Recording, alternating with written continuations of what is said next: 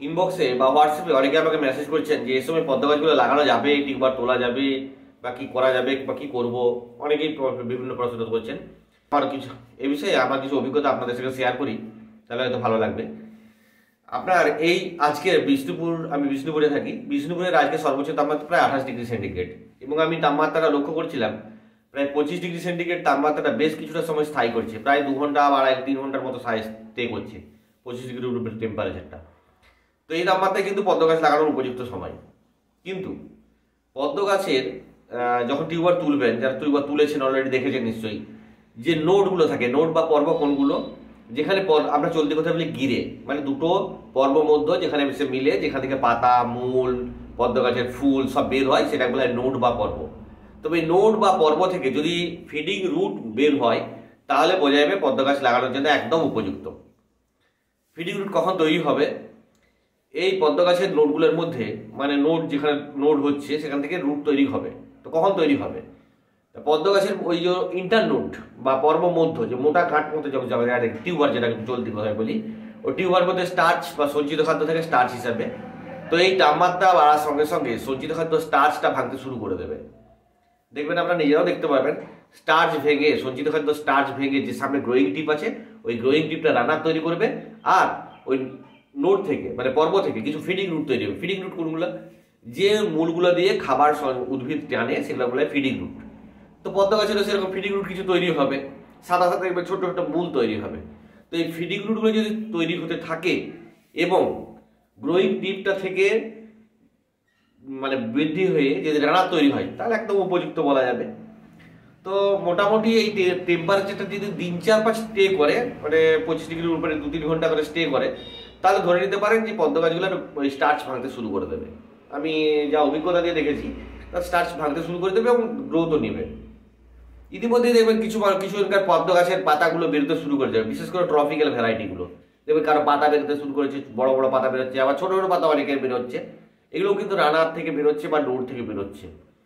Already মোটা রানা তৈরি হয়ে, কিন্তু সূক্ষ্ম সূক্ষ্ম রানা তৈরি হয়েছে। এই রানারগুলো খুব বেশি গ্রোথ নিতে পারবে না, কিন্তু যে নোটগুলো আছে সেখান থেকে মোটা মোটা রানা তৈরি করবে। তো আপাতত আমি আপনাদেরকে বলবো যে যারা মোটামুটি আমাকে ফলো করার অনেকে বারবার বলছেন, এই সময় প্রিপারেশন শুরু করুন। তো আজকে আমি আমার কিছু অভিজ্ঞতা শেয়ার করি যে কিভাবে পদ্ম গাছগুলো লাগাবেন। অনেক ভিডিও আছে, আমার আগেও আছে, অনেকেই ইউটিউব খুললে প্রচুর ভিডিও পাবেন, ফেসবুকের বিভিন্ন গ্রুপে প্রচুর ভিডিও পাবেন।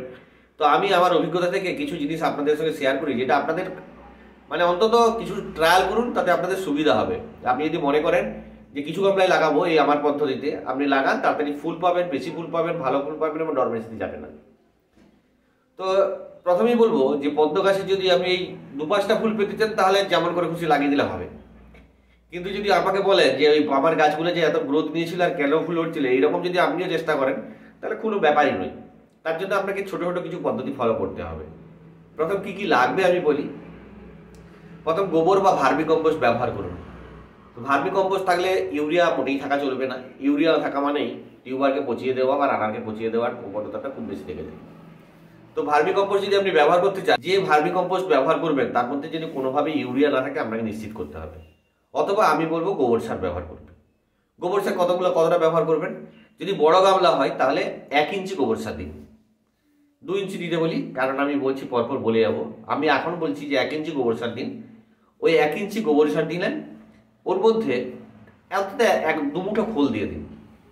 খোল ইনিশিয়াল গ্রোথকে খুব বাড়িয়ে দেয়, গাছের যে প্রাথমিক বৃদ্ধি সেটাকে একদম নিশ্চিত করে এবং খুব তাড়াতাড়ি বেড়ে দেয়।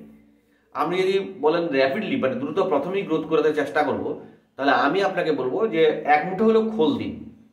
খোলের মধ্যে যে নাইট্রোজেন, ফসফেট, পটাশ সবকিছু থাকে, এবং সবচেয়ে বড় ব্যাপার হচ্ছে এই নাইট্রোজেন, ফসফেট, পটাশ এটা খুব সহজে গ্রহণ করতে পারে। তাই গোবর যেমন দিচ্ছেন, গোবরের সঙ্গে কিছুটা খোল দিন। আর যতটা গোবর সার দিয়েছেন ঠিক ততটাই মাটি দিয়ে দিন। প্রথমে হচ্ছে বললাম 1 ইঞ্চি মতো গোবর সার দিলেন, 1 মুঠো বা 2 মুঠো খোল দিন, আর ঠিক ওই 1 ইঞ্চি মতো মাটি দিয়ে দিলেন। আর দুটো জিনিস আপনাকে দিতে হবে ভালো ফুল ফোটানোর জন্য। এটা অনেকে আমার সঙ্গে সহমত পোষণ করতে না পারেন, কিন্তু আমি বাস্তব অভিজ্ঞতায় দেখছি যে দিলে কিন্তু খুব ভালো ফোটে।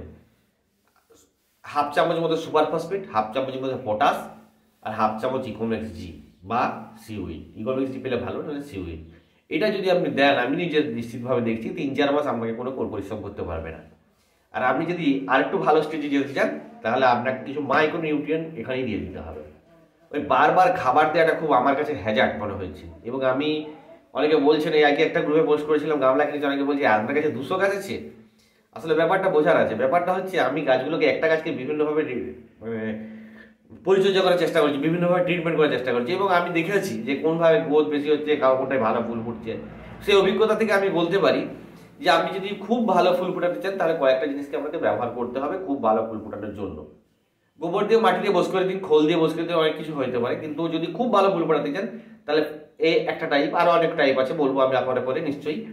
প্রথম যদি আমার মানে খুব সহজ পদ্ধতি, যারা প্রথমত নতুন লাগাচ্ছেন বা যারা করছেন তারা 2-4টা গামলায় এই পদ্ধতি ফলো করতে পারেন। এবং আমি আপনাকে কথা বলছি যদি মোটামুটি ম্যাক্সিমাম ভ্যারাইটিতে আমি দেখেছি 30 থেকে 40 দিনের মধ্যেই কিন্তু বার্ডস চলে আসছে।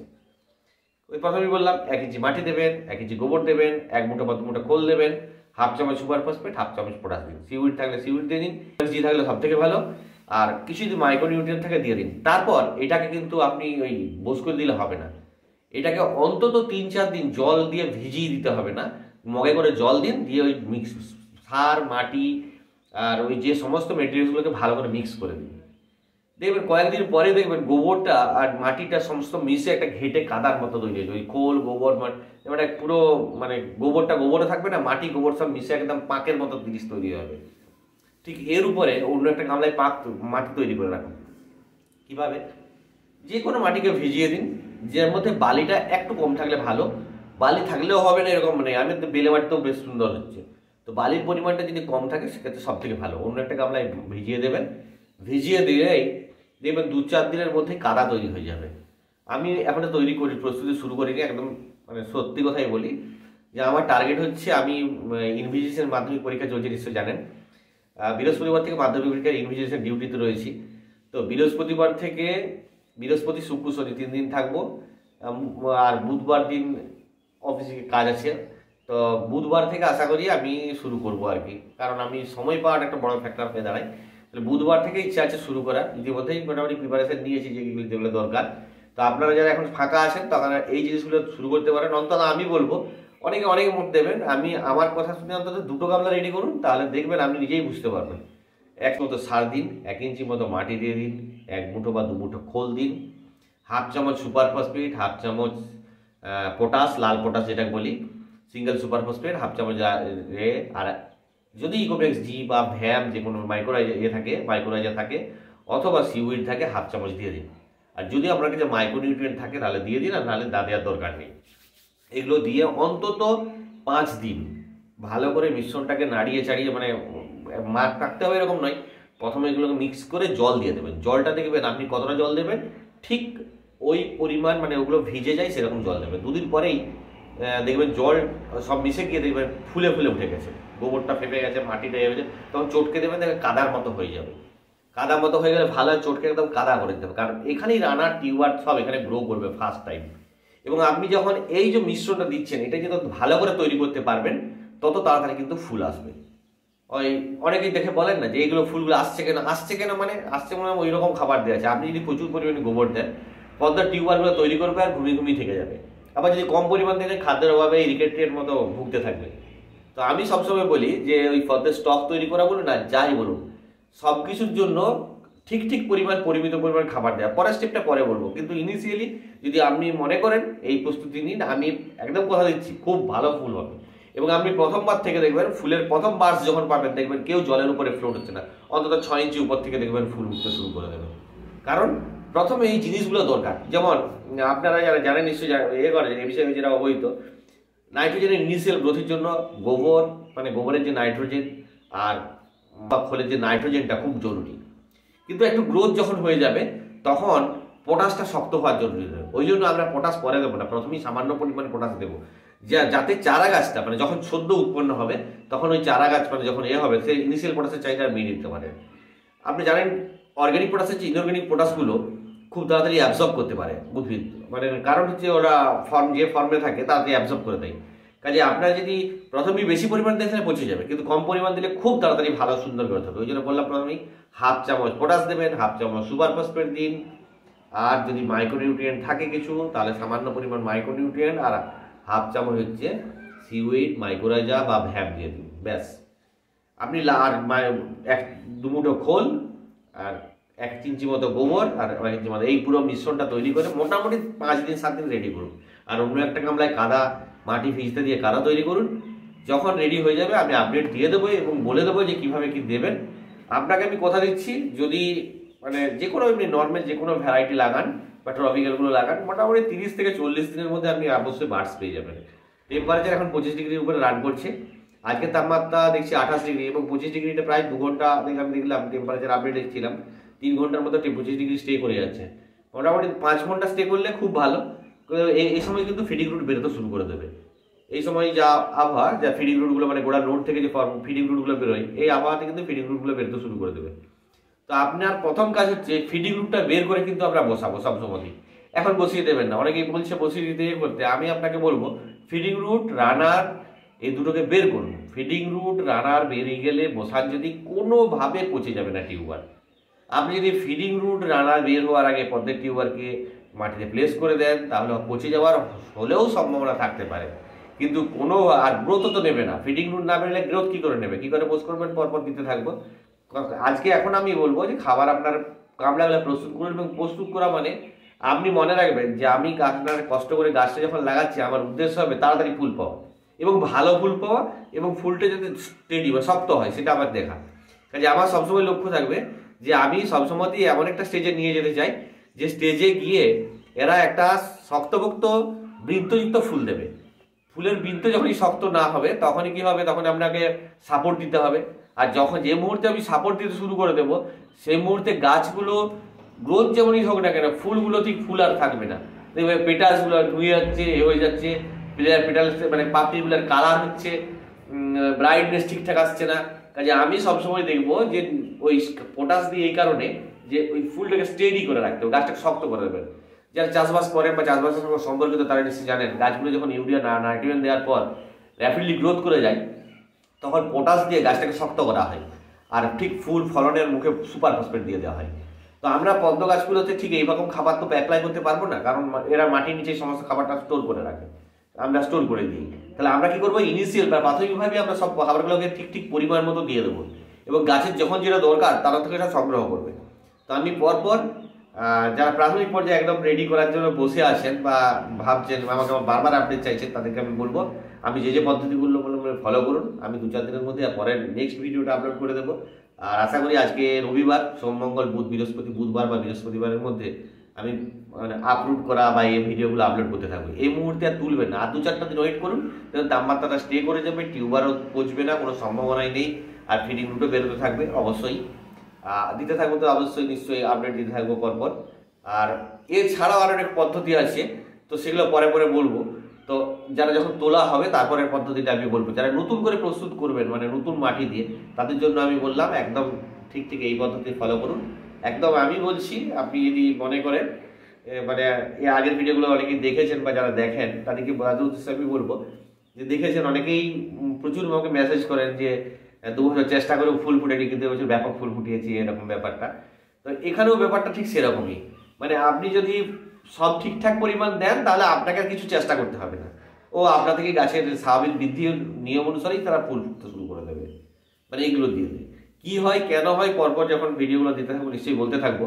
কিন্তু আপনি যদি পরপর এই স্টেপগুলো ফলো করেন, আমি যেমন বললাম পরপর এগুলো দিয়ে যদি মাটিটা জাস্ট মাটির নিচের প্রিপারেশনটা জেনে নেয়, কারণ গাছ যখন যে মুহূর্তে ফিডিং রুট তৈরি করবে সেই মুহূর্তে খাবারটা অ্যাবজর্ব করবে, কিন্তু ওই ফিডিং রুটটা গিয়ে নিচ পর্যন্ত পৌঁছাবে না, ও মাটি থেকেই খাবার সংগ্রহ করবে। কিন্তু ওই স্টার্চ করে ভাঙতে শুরু করবে, ভাঙতে শুরু করলে রানার তৈরি হবে, যে রানারটা ওই গামলার গা বরাবর বৃদ্ধিপ্রাপ্ত হবে এবং ওই রানারটা গিয়ে মাটির নিচে স্পর্শ করবে। কেন? মাটির নিচেই খাবারটা আছে, ওই রানারটা মাটির নিচ থেকে স্পর্শ করে আবার উপরের দিকে উঠে দেখবেন, রানারটা নিচে স্পর্শ করে আবার উপরের দিকে উঠে থাকবে, ওর গ্রোয়িং টিউবগুলো উপরের দিকে উঠতে থাকবে, তখন আপনি পাতা পাবেন। ওই জন্য পদ্ম গাছ লাগানোর সময় 15-20 দিন বা 1 মাস করে গ্রোথ দেখতে পান না, 20 দিন কোনো গ্রোথ দেখা যায় না, তারপর হঠাৎ করে দেখবেন সব তেড়ে পড়ে উঠছে। মানে ব্যাপার হচ্ছে ও রানারটা একটা রাউন্ড মতো দিয়ে দেবে গামলার পাশে, যখনই দিয়ে দেবে তখনই নির্দিষ্ট পরিমাণ গ্রোথ হয়ে যাবে, তখন দেখবেন একসঙ্গে গ্রোয়িং টিপ থেকে পাতা বেরোতে শুরু করছে, কারণ তখন খাবারগুলো সংগ্রহ করতে শুরু করে দিয়েছে। তাহলে আমাদের উদ্দেশ্য হবে যে মুহূর্তে গাছটা খাবার সংগ্রহ করতে শুরু করবে সেই মুহূর্তে খাবারটা যেন পরিমিত পরিমাণে ঠিক ঠিক পেয়ে যায়। এবার হঠাৎ করে বলবেন যে গোবরের মধ্যে না, গোবরের মধ্যেই তো নাইট্রোজেন রয়েছে, পটাশ রয়েছে, ফসফেট রয়েছে, তাহলে আমরা দেবো কেন? ঠিক আবার বারবার কথা বলার মতো আবার বলি যে বাচ্চাদেরকে বেবি ফুড যে কারণে খাওয়ানো হয়, সেরকম এই পদ্ম গাছের গুলোকেও আমরা সে কারণেই খাওয়াবো। কারণ যে খাবারটা গাছ ইনটেক করতে পারবে, নিতে পারবে সহজে, সেই খাবারগুলো আমরা দেবো। এবার কোন খাবারগুলো নিতে পারবে? খোলের নাইট্রোজেন প্রচুর নিতে পারে, কিন্তু পুরো খোল মাটি দিয়ে কী করে প্রস্তুত করা হয় পরে নিশ্চয়ই দেখাবো আমি আপনাদেরকে। কিন্তু প্রাথমিকভাবে যারা নতুন মাটি মানে নতুন প্রিপারেশন নিচ্ছে, তারা তো আর পুরোনো মাটিও নেই আর একসঙ্গে খোল মেশাবেন না, তাতে একটা অসুবিধা হবে কি, ঠিক মাটি না তৈরি করতে পারলে খোলের নাইট্রোজেনের এত শক্ত ও টিউবারকে নষ্ট করে দেবে। আমি পুরো প্রসেসটা বলে দেবো, কিন্তু প্রাথমিকভাবে যারা এই পদ্ধতি বা নতুন করে মাটি তৈরি করার চেষ্টা করছেন তারাই করবো। আর যে পুরোনো মাটিটা আছে সেটাকে কি করে রিউজ করবেন সেটা ভিডিওগুলো পরের পরে আমি দিতে থাকবো, তখন বলে দেবো। কিন্তু নতুন করে যারা প্রিপারেশন নিচ্ছেন তাদেরকে বলবো প্রাথমিক পর্যায়ে প্রস্তুতি হিসেবে এটা করে ফেলুন, মাটি একটাতে ভিজিয়ে ফেলুন আর এই সারটা প্রস্তুত করে ফেলুন। তারপরে কি করে পোস্ট করবেন, কি লাগাবেন 2-4 দিন পরে দিয়ে দেবো। আর ঠিক এই স্টেপটা ফলো করলে আমি আপনাকে বলছি, আজকে ধরুন আজকে ফেব্রুয়ারি মাসের 4 তারিখ, আপনি ধরে নিতে পারেন মার্চের শেষে ফুল পাবেন। আমি একবার বলে দিই, আপনি ফেব্রুয়ারি মাসে 10-15 তারিখের মধ্যে বসিয়ে দেবেন, দেখবেন মার্চের মোটামুটি শেষে আশা করি যে মার্চের শেষের দিকে ফুল পেয়ে যাবেন। কিছু কিছু জায়গায় যারা গত বছর ঠিকঠাক লাগিয়েছিলেন, আমার যদি ফেসবুকে পোস্ট ফলো করেন বা করেন, দেখবেন যে আমার একটা বাড়ছে কুড়ি চলে এসেছে। তার কারণ হচ্ছে ওই সব কিছু পাচ্ছে, রান্না তৈরি হয়ে গেছে আর কুড়ি চলে, কুড়িটা যদিও ফুল হবে না সেটা বড় ব্যাপার নয়, কিন্তু যে কুড়িটা এসে তার কারণ কিন্তু ওই ভিতর থেকে খাবার দিচ্ছে, মানে অ্যাক্টিভেটারের মতো কাজ করছে। আর যে যখনই খাবার পাচ্ছে তখনই এইরকম অবস্থা তৈরি করে দিচ্ছে। তাহলে আমাদের প্রথম থেকে উদ্দেশ্য থাকবে যে সহজে ফুল ফোটানোর জন্য যা যা করার দরকার আমি স্টেপটা নেব। এবং আপনি দেখবেন যখন আপনার ফুল পাতা বেরোতে শুরু করবে, তখন দেখবেন গাছটা অত্যন্ত ভালো হেলদি হয়ে যাবে। মানে এমন নয় যে তুমি একটা পারলো খেগড়া মতো হয়ে গেলে, এরকম দেখবেন গাছ একদম পাতায় ঢেকে দেবে, তারপর দেখবেন ফুল নিতে শুরু করে দেবে। আর গাছকে প্রথম স্বাস্থ্যকর তৈরি করতে হবে, যাতে হেলথ গাছের ঠিকঠাক থাকে, তাহলে কিন্তু এমনি হবে। আর প্রথম থেকে ট্রিটমেন্ট থেকে দেখেছি, প্রথমে বারবার খাবার দেওয়া হচ্ছে, প্রথমে খাবার দিয়ে বসে করতে খুব ভালো হচ্ছে, এবং যখন বেশি গাছ হয়ে যাবে তখন বারবার খাবার দেওয়াটা একটা পুরো বিশাল হ্যাজার্ড। কাজে আপনাকে লক্ষ্য করতে হবে যে প্রথমেই আমি খাবারগুলো দিয়ে দেবো, তাতে খুব ভালো গ্রোথ হবে। আর বোন্ডাস সিউইডের ব্যাপারে বলি, আপনি থাকলে বোন্ডাস দিতে পারেন, কারণ আমরা ইনঅর্গানিক ফসফেট এখানে দিচ্ছি বলে ফসফেটটা এখানে খুব গুরুত্বপূর্ণ নয়। তবে আপনার কাছে যদি বোন্ডাস থাকে সেটা বোন্ডাস দিতে পারেন, ফসফেটের চাহিদা পূরণ করবে, কিন্তু আপনাকে ওই সারের সঙ্গেই সব কিছু দিতে হবে। আর ইনঅর্গানিক ফসফেটটা দিই কেন, এই কারণে ইনঅর্গানিক ফসফেটটা দিই, যেহেতু খোল আর গোবরের মধ্যে ফসফেটটা বেশ কিছু পরিমাণ থাকে, আর তখন ইনঅর্গানিক ফসফেটটা খুব তাড়াতাড়ি প্ল্যান্টগুলো অ্যাকসেপ্ট করতে পারে। আর ইনঅর্গানিক ফসফেটটা যখন অ্যাবজর্ব করে নেয় তখন কি করে, তাড়াতাড়ি ফুল করতে থাকে। ইনিশিয়াল বা প্রাথমিক পর্যায়ে ইনঅর্গানিক বা যে ফসফরাসের ফসফেটটা কাজে লাগে, আর তারপরে গোবরটা ভেঙে বা এটা ভেঙে যে ফসফেটটা পায় সেই ফসফেটটা কাজে লাগাতে থাকে। কাজে আপনার কাছে যদি বোন্ডাসটাকে দিতে পারেন তাতে কোনো অসুবিধা নেই, আপনার ফসফেটের চাহিদা পূরণ করবে বা এর চাহিদা পূরণ করবে। কিন্তু প্রাথমিকভাবে আপনি যদি সামান্য পরিমাণ যদি আপনি পটাশ সুপার ফসফেট দেন, তাহলে ওই ইনঅর্গানিক ফসফেটটা ইনিশিয়াল পর্যায়ে খুব ভালো কাজ করে, এবং আমি দেখেছি খুব ভালো ফুল হয়। আপনারা যারা ফুলগুলো দেখতে চান, আপনার ফেসবুকের পেজটা আমি লিঙ্ক দেওয়া থাকে, দেখবেন ফেসবুকের পেজে হচ্ছে অপূর্ব কুণ্ডু বলে সার্চ করবেন, দেখতে পাবেন প্রচুর সুন্দর সুন্দর ফুল ফুটে। ওই একই কারণ, প্রথমেই আপনাকে খাবারগুলোকে একটু সামান্য পরিমাণ দিতে হবে যাতে গাছে অ্যাবজর্ব করতে পারে, তাহলে কিন্তু গাছের স্বাস্থ্য, ফুল সব কিছু ভালো থাকবে, ফুলের কালার, ব্রাইটনেস, এবং দেখবেন স্টকগুলো খুব সুন্দর সুন্দর, এত বড় স্টক হয় কিন্তু হেলদি স্টক, মানে হেলে যায় এরকম ব্যাপারটা না, যত পেডালিসি থাক না কেন। আর এরপরে আমি বলে দেবো কেন মাটি দেওয়া হয়, কি মাটি দেওয়া হয়, কীভাবে দেবেন, কতটা মাটি দেবেন, সবগুলো পরপর বলতে থাকবো। আপাতত এইটা ফলো করুন, আমি যতদূর বললাম এটা আপনার প্রাথমিক পর্যায়ে প্রস্তুতিটা নিন, তারপরে স্টেপটা আমি বলে দেবো। আসলে পুরোটা বললে যারা অভিজ্ঞ তাদের পক্ষে কোনো সমস্যা নেই, যারা প্রথমত নতুন লাগাচ্ছেন বা করছেন তাদের পক্ষে একটু অসুবিধাজনকই। হ্যাঁ, তারা বুঝে উঠতে পারে না ঠিক কোন জায়গায় থামবে আর কোনটা কি করবে। তাই আমি পরপর স্টেপ বাই স্টেপ অন্তত 3টে স্টেপ বা 4টা স্টেপ বলে দেবো। আর প্রথমেই বললাম বুধবার বৃহস্পতিবার আমি আপলোড করা, বোস করানো সব ব্যাপারগুলো পরপর দেখাতে থাকুন, দেখতে থাকুন। সব পদ্ধতিগুলো আশা করি বোঝাতে সমর্থ হবো। দেখতে থাকুন। নমস্কার, ভালো থাকবেন।